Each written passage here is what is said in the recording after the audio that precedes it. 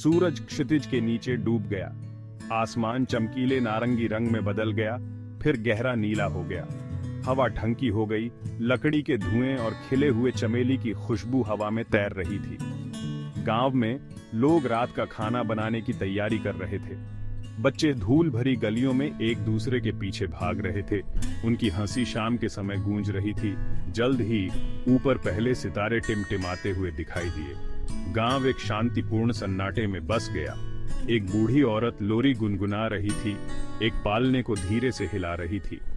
एक जवान लड़की अपनी माँ को रात के खाने के लिए मसाले पीसने में मदद कर रही थी।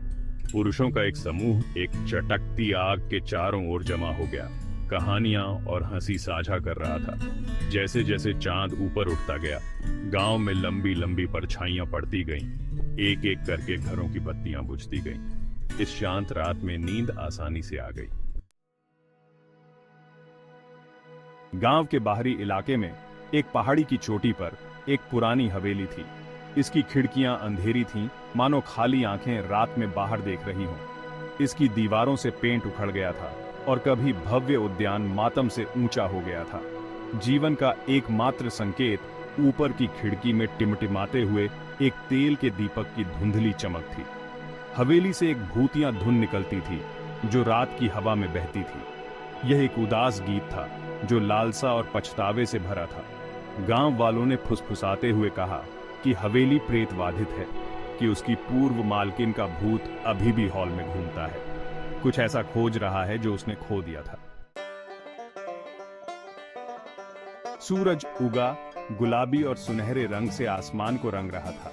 गांव में जान आ गई। मुर्गे बांग देते थे, पंछी चहचहाते थे और ताजी बनी रोटी की महक हवा में तैरती थी। पुरुष और महिलाएं खेतों में जाते थे, उनकी आवाजें मवेशियों की आवाज से मिल जाती थीं। बच्चे, उनकी हंसी गलियों में गूंज रही थी। स्कूल भागे। बाजार में विक्रेता अपने माल, रंगीन कपड़े, चमकती मछली और फलों और सब्जियों से भरी टोकरियां बेच रहे थे। हवा गतिविधि से गूंज रही थी जो रात के सन्नाटे के विपरीत थी। दो लड़के, अनिल और आदिल, एक बरगद के पेड़ की छाया में बैठे थे। उनकी आवाजें धीमी थीं। उन्होंने देखा कि ग्रामीण अपने दिन के बारे में जाते हैं। उनकी निगाहें इधर उधर भागती हैं। आज उन्होंने कुछ साहसी करने की योजना बनाई, कुछ ऐसा जो उनके जीवन को हमेशा के लिए बदल देगा। उनकी नजर पुरानी हवेली पर थी। वे जानते थे कि वहां रहने वाली बूढ़ी औरत अक्सर अकेली रहती थी। उन्होंने अंदर छिपे खजानों की फुसफुसाहट सुनी थी। अनिल, एक कुशल जुआरी कर्ज में डूबा हुआ, इसे बड़ा जीतने के अपने मौके के रूप में देखता था। आदिल, अपने सपनों की लड़की को प्रभावित करने के लिए बेताब, धन और उस शक्ति को तरसता था जो उसे लाती थी। अनिल और आदिल रात और दिन की तरह अलग थे। अनिल अपनी तेज बुद्धि और उससे भी तेज हाथों से नंबरों का उस्ताद था। वह एक फ्लैश में बाधाओं की गणना कर सकता था और जोखिम भरे दांव लगाने की आदत थी। जुआ हमेशा उसका पतन रहा है, जिससे वह कर्ज में डूबता गया। हाँ, मैं ताश के पत्तों को प्रो की तरह फेरबदल कर सकता हूँ, लेकिन किस्मत, ये एक अलग कहानी है। दूसरी ओर आदिल अपने दिल से प्रेरित था। वह माया नाम की लड़की से बहुत प्यार करता था, लेकिन उसका परिवार उसकी कम कमाई को पसंद नहीं करता था। वह अपने प्यार के योग्य साबित होने के लिए तरसता था, उसे उपहारों से नवाजता था और उसकी हर जरूरत को पूरा करता था। काश मैं इतना पैसा कमा पाता, माया का परिवार देखता कि मैं उसके लिए सही आदमी हूँ। अनिल ने अपने कर्जदारों के चंगुल से बचने, विलासिता और आराम के जीवन जीने का सपना देखा। उन्होंने डकैती को अपने दुख से बाहर निकलने के रास्ते के रूप में देखा। आखिरकार मुक्त होने का मौका। उसने आदिल को मना लिया। अपने दोस्त की हताशा पर खेलते हुए उसे लूट में हिस्सा देने का वादा किया जो माया का हाथ जीत लेगा। मेरा विश्वास करो आदिल, ये डकैती हमारा सुनहरा टिकट है। हम इसे दूर करते हैं और आपके पास माया का दिल हमेशा के लिए जीतने के लिए पर्याप्त होगा। आदिल प्यार से अंधा और अनिल के वादों से प्रभावित होकर मान गया। उनका मानना था कि यह एक कार्य, यह एकल अपराध एक उज्जवल भविष्य का मार्ग प्रशस्त करेगा। माया के साथ एक भविष्य। ठीक है अनिल, मैं अंदर हूँ। माया के लिए मैं कुछ भी करूंगा। भाग 7 डकैती। जैसे ही सूरज ढलने लगा, गांव में लंबी लंबी परछाइयां पड़ने लगीं। अनिल और आदिल हवेली की ओर बढ़े। उनके दिल उनकी छाती में तेज हो रहे थे।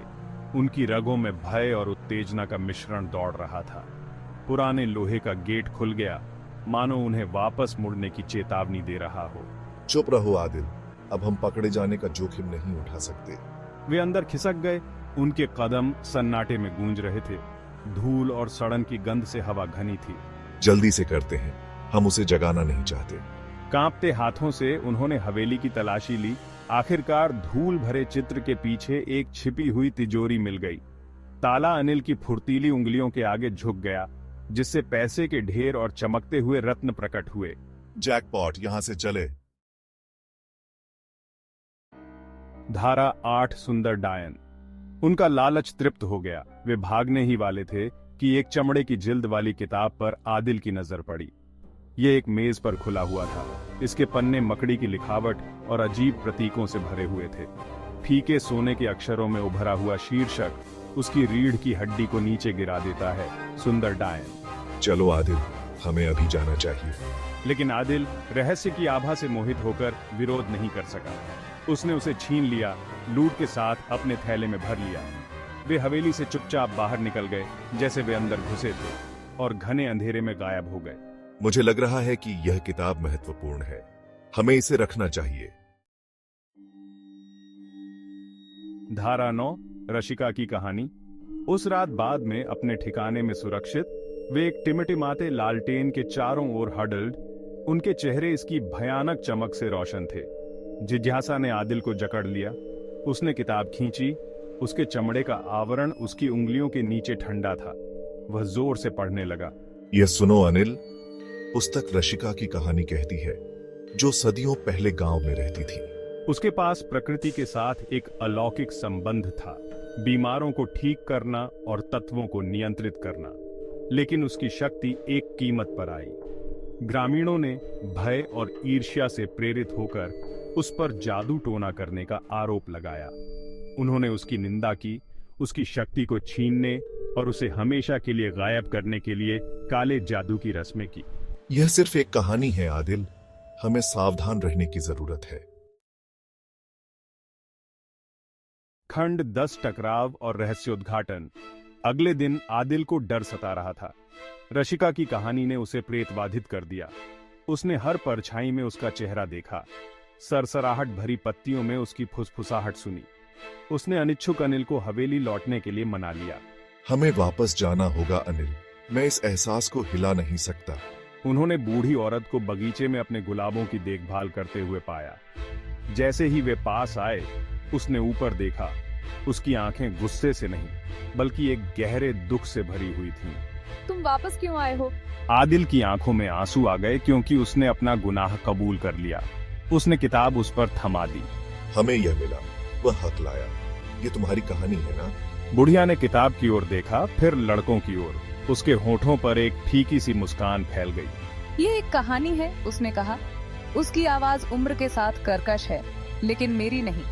ये एक अनुस्मारक है कि भय और लालच पवित्र से पवित्र हृदय को भी जहर दे सकते हैं।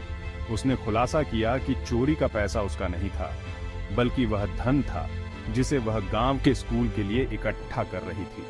पछतावे से उबरकर अनिल और आदिल ने ईमानदारी से काम करके छुटकारा पाने की कसम खाते हुए सब कुछ लौटा दिया। बूढ़ी औरत उनकी ईमानदारी से प्रभावित होकर उन्हें रिपोर्ट न करने का फैसला किया। वह जानती थी कि उन्होंने एक मूल्यवान सबक सीखा है। एक सबक किसी भी खजाने से ज्यादा मूल्यवान है।